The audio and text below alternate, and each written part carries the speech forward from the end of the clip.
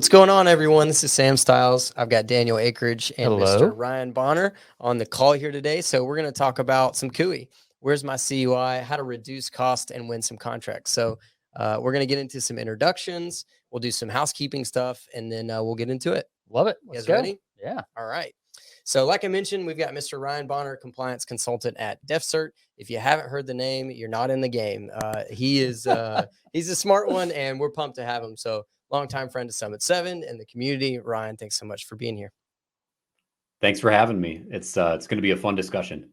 Awesome. And then if you don't know, Mr. Daniel Akridge, the big acronym consultant himself, wearing his colors, is our director of client engagement, here at Summit 7. And also a webinar extraordinaire, along with myself from Summit 7. And we like to do webinars. So if this is your first one, sit back, relax, and let's have some fun. All right. So housekeeping wise, Yeah, let me talk about that. So on the right-hand side of your screen, you've got a chat function. You can chat with presenters. You can send us questions. You can do polls. We're going to put out some content that's going to be helpful, some links and resources to kind of equip you to continue to have this conversation after the webinar. But there's plenty of ways to reach out to our team, and you can private message or ask in the Q&A. And if you're having trouble hearing or seeing, just try refreshing your browser or swapping to a different one.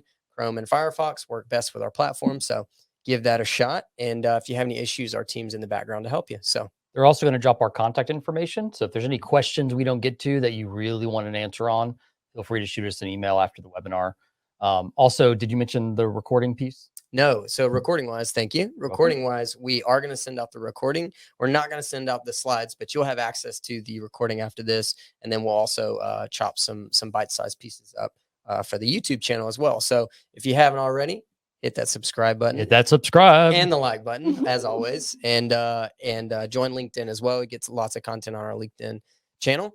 And we've been discussing CUI a lot. We have. And the reason is we have come to this, maybe revelation is the right word, that a majority of the DIB, Defense Industrial Base, is still having a hard time with CUI. And that's okay. It's kind of a confusing concept. It is, very much so. That's why we have people like Ryan Bonner to help us navigate this. So today we're going to talk about, if you want to go to the next slide, we're going to talk through how Big Acronym, who is our amazing mulleted fictitious contractor that we know and love well.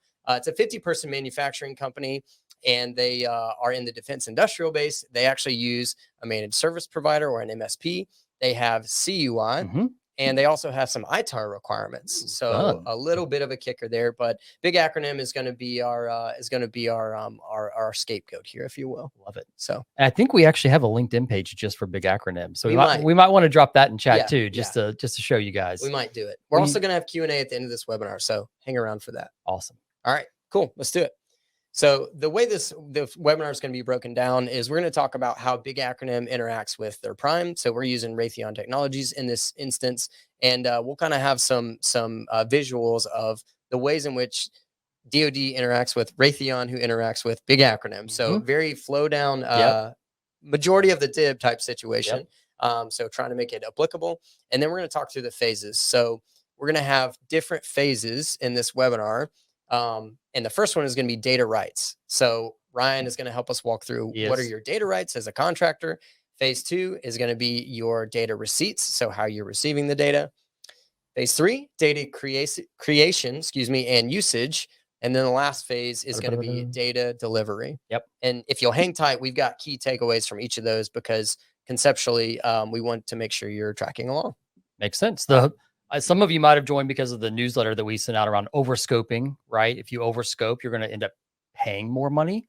So through each of these phases, we're going to talk about key takeaways on why you shouldn't overscope and how to help yourself not overscope, right? Some very pivotal points. So stay tuned, because that cost saving is going to be kind of embedded throughout this presentation. Awesome. All right, Ryan, you ready? Ready as I'll ever be. All right, talk to me about provisions. Tell me how do we get them provisions, sir? Sure. So when we talk about this first phase, as you kind of modeled it, where we have data rights, this is really overlooked by a lot of organizations. A lot of times they just start doing work when they get their contract award, but before you ever get a contract, or before the prime that in this case BA is working with gets a contract, there's a provision that will come out that makes you aware of things that when the contract award comes out, you need to know about before that happens. So in this case, I think you've got the 7008 provision. I do, yep. Up here on the screen. This would come out in a solicitation, so the actual bid opportunity. And it'll basically say, hey, when you submit a bid on this, you attest that you're going to implement NIST 800-171 and meet all the other requirements that are in the DFARS clauses that are in the contract. So are you going to be able to meet DFARS 252, 204, 7012 requirements? And basically don't bid if you can't. So that's the purpose that a provision has, is to get out ahead of that. You negotiate certain things as a result of which provisions are sent to you before the contract award is finalized. If you're working with a prime, that's a process they go through, and they may also be pulling your responses in to help negotiate those as well. So I have a question for you, Ryan, one that we actually hear quite a bit. So I'm working, I want to bid on something, I receive an RFP. The RFP is all marked CUI.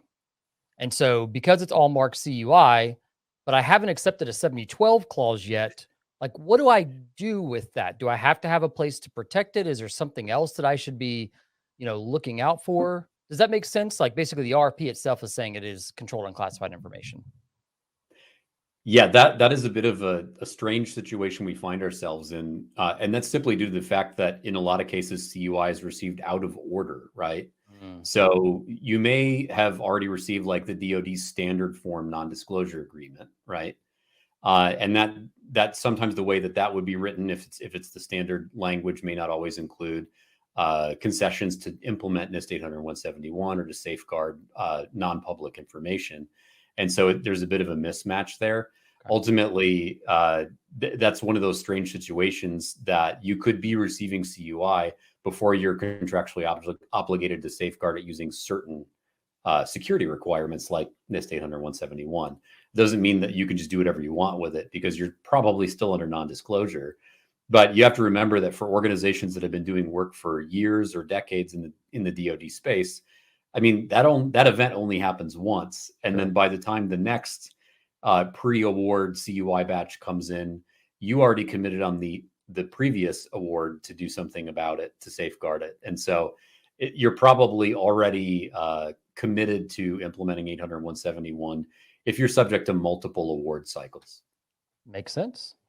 We've got another provision queued up here because we love doing them in batches. Protecting your data. Now, this data, I think, is specifically related to your business proprietary information. So, Ryan, I'll let you speak a little bit more to that as well. Yeah, if the numbering here is 7016 and 7017 ring true in my mind, then these are the provisions before an award is given out that basically says, hey, the government is going to be asserting certain rights on this data, and you basically need to negotiate your data rights for anything that you're going to send to an agency or to the government. And the reason we want to do that is because if we give the government a piece of information, especially on a non-commercial contract, without any restrictions, the horse is out of the barn. You can never restrict it again. So we've talked about this in other formats. If you don't want your data going to one of your competitors or being published or any of these other things from happening, you have to negotiate data rights in advance. So if your primary concern is competitive advantage, then you might negotiate government use rights where the government can't commercialize anything that you send them, usually for a period of 5 years, although you can negotiate different periods or terms. And if you're largely concerned about just anyone at all getting it, then you would assert different rights that basically require the government to contact you and gain agreement to distribute or disseminate that information before it goes outside of their four walls. So those can be very important mechanisms to keep your proprietary information in front of the right audience. And a lot of people don't realize this is also the first moment in time where you could reach a moment where your data is now going to become CUI for the government when you send it to them. So that's a watershed moment for a lot of organizations. And if you don't know that this happens during this step, you might not be aware that could be happening. So what's interesting in that is we have a lot of people, and you see the notes here on the screen as well. A lot of people say that everything that I do on behalf of this contract, I'm just assuming it's all CUI. So what you're saying is you can negotiate well ahead of contract award to actually make a very clear delineation on what is your proprietary corporate or business information versus what's actually the minimal requirement to give back to the DoD so you can have a competitive advantage still. Absolutely. And if we go back to the federal definition of CUI provided by NARA, something has to be subject to a law or regulation governing, either its dissemination or how it's safeguarded. And it has to be part of a contract, specifically a line item deliverable. That could be something that the government simply requests a copy of. They're not necessarily paying for you to make it, but they need a copy. That's a federal record, right? But if it is a deliverable, then that matches the definition of something being CUI. So what organizations need to understand is if something doesn't end up in the hands of government, it's not possessed by them, regardless of who owns it, but they don't possess a copy, then it wouldn't qualify under the federal definition of being CUI. So kind of a blanket saying that, well, anything you make under this contract is CUI doesn't bear up under the federal definition. And it doesn't make sense based on how the government is required to attain federal records for federal record keeping requirements. So that really doesn't hold water.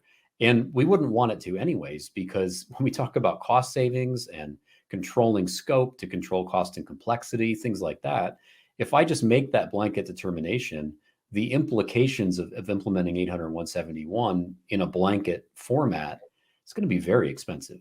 That overscoping, right? I mean, that's kind of the whole point is like, if everything is considered having CUI on it, you're going to spend a lot more money making it compliant. Yeah. Hey, Ryan, let me clarify something you just said, because I think some people are in the camp of only the prime or my prime can create CUI and send it to me. Ooh, yep. Hot topic. Are you telling me, and we can move on if we need to, but are you telling me that as big acronym, I can create CUI and send it back up? Absolutely. We work with a lot of OEMs. These are manufacturers who actually act as the design authority for the thing they make. And so much of that is commercial dual use, and the government is simply buying X quantity of it, whatever that might be. Anytime these types of organizations who have a lot of proprietary data negotiate the right data rights in a contract and actually make those assertions through the correct markings that are in those provisions we talked about and in the follow-on clauses, they are making a piece of information CUI for the government. Great. That's awesome. Yeah, thanks. Provides a lot of clarity. I mean, this is such a confusing topic. It's good to know that I not only can deliver CUI as a subcontractor, but also I have data rights if negotiated on the front end. Because once that ship has sailed, correct me if I'm wrong, Ryan, you can't come back to that. You can't come back to the negotiating table. Is that right? If you release information without any form of restriction to the government, you can't walk back on that. It's now unrestricted. The government enjoys unlimited rights over it if it's on a non-commercial contract. So that's a very big outcome change versus what most organizations would want, which is protection of their proprietary information.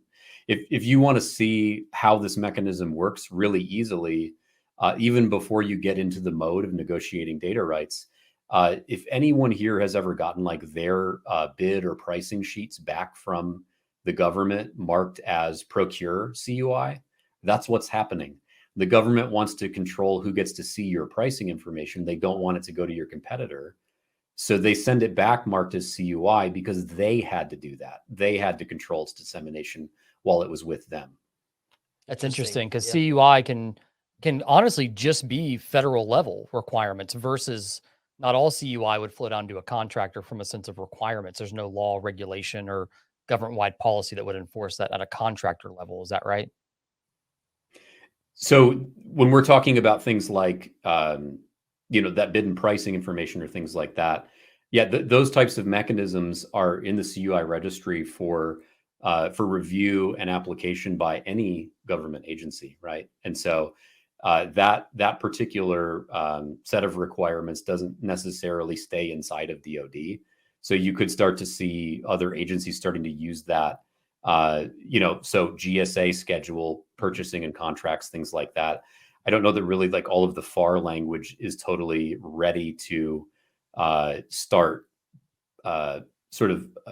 getting everyone on the same page for that. We won't see that maybe until, the FAR CUI rule or things like that come out. But we are seeing non-DoD agencies starting to leverage different things from the CUI registry and mark things as CUI, especially procurement and source selection evaluation information. So procure and SSEL as the header markings for documents.